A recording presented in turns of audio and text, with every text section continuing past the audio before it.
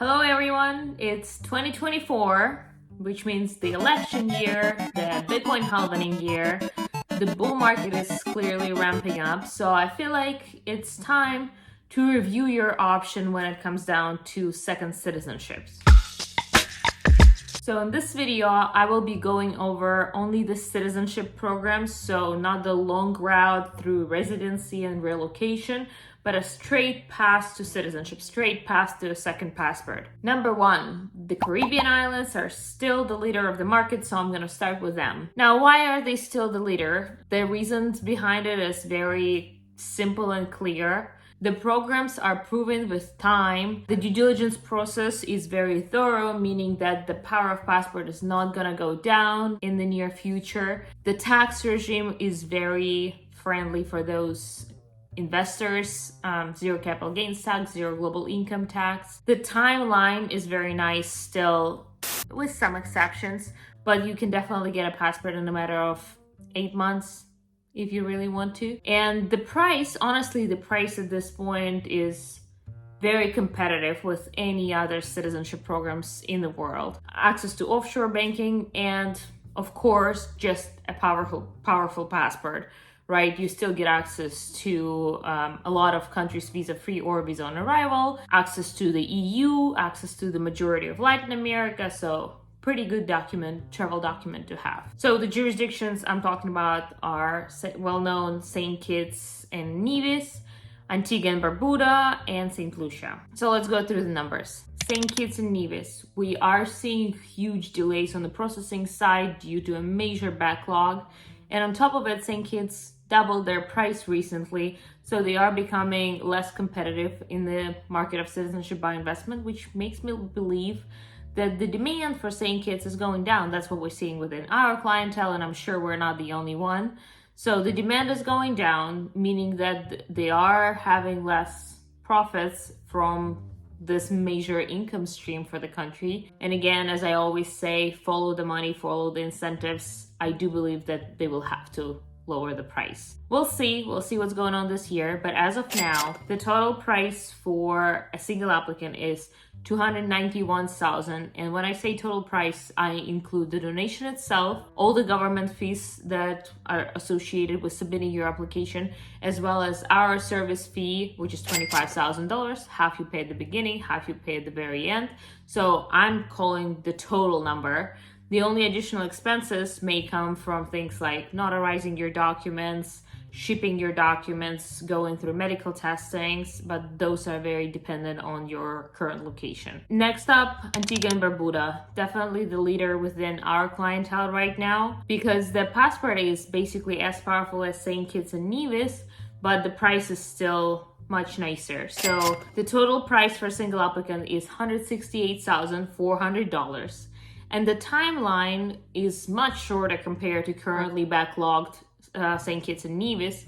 We are seeing our clients being approved in a matter of 6 months. So basically you get a passport in your hands within 7 months from submitting your application to getting approved to getting the passport in your hands. Of course, that will vary depending on either you got any additional requests, how quickly you are willing to move on your site when you providing us with all the necessary documents, but it can be done in a matter of 7-8 months. And St. Lucia, also a little unhappy with seeing all the delays coming from St. Lucia. That has never been the case with this jurisdiction before. I worked with them for 4 years.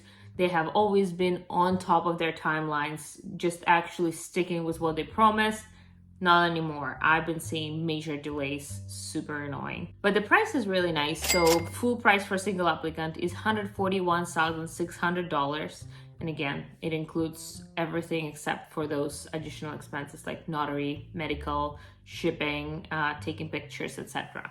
The timeline on St. Lucia, I would say right now, probably like 8-9 months. That would be reasonable. Now, what are the visit requirements for all these 3 jurisdictions? You are not required to visit the island in order to receive the passport on any of the 3. And then Antigua actually will require all the applicants that are 18 years old and above to come visit the island in the first 5 years for 5 full days. They will also have to swear an oath.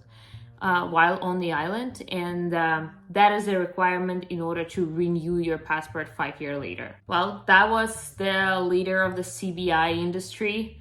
So now let's move to number 2, Turkey. Turkey is very interesting jurisdiction in my opinion. Again, I keep saying it.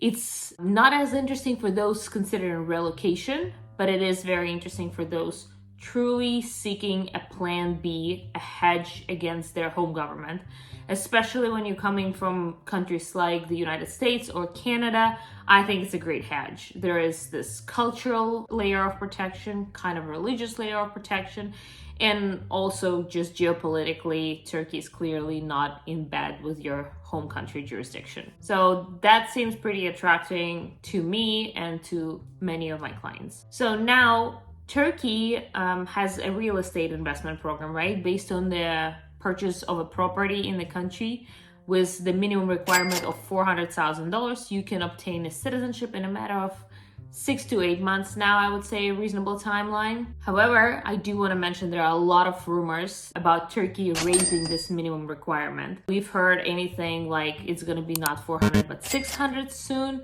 and then we also heard it's not going to be 600, it's going to be 800. I do not see them going to 800, but 600 could be possible. I mean, both of them are possible. I do just look from my perspective, but that's the rumors we've been hearing, and based on all the demand that they have, their hands are not tied. They can totally raise the price, let's say that. And also because the ROI on the real estate investment in Turkey has been quite high, so it makes it even an interesting investment, not just for the sake of citizenship, but for the sake of getting an ROI. So I think they might be able to raise the price and still keep the demand. Number 3, El Salvador. I've been talking a lot about El Salvador and their new program that came out less than a month ago. So with El Salvador, it's $1 million donation, but you do get passport in a matter of 2 months. That's quite possible. Could be even faster. So if you are in a rush, that's your go-to. Now, it is a 1 million donation, which is way higher than what the market has to offer with other donation programs. Now, the interest we're seeing are coming from those who really supportive regarding the President Bukele's Bitcoin policy, and they just want to show their support to the country, support the cause, while also getting a nice bonus in the form of a second passport, a second citizenship from the country that is clearly taking a stand against entities like WEF, which is pretty cool. Now, I do feel like 2024 and right now is the right time to start working on your citizenship by investment program. The Bitcoin price is going up, so for those trying to time the market, that's the right point for sure. And also, the US election year has always coincidentally been coming with some shit hits the fan scenarios. So if you are in a prepper mentality and just want to be hedged against civil unrest, geopolitical BS, get ready. It's better to get it done now because it's too late when you need it. Schedule a free call with us. You can also request a quote, request precise calculations for you and your family. The links are under the video, and yeah, follow our channel.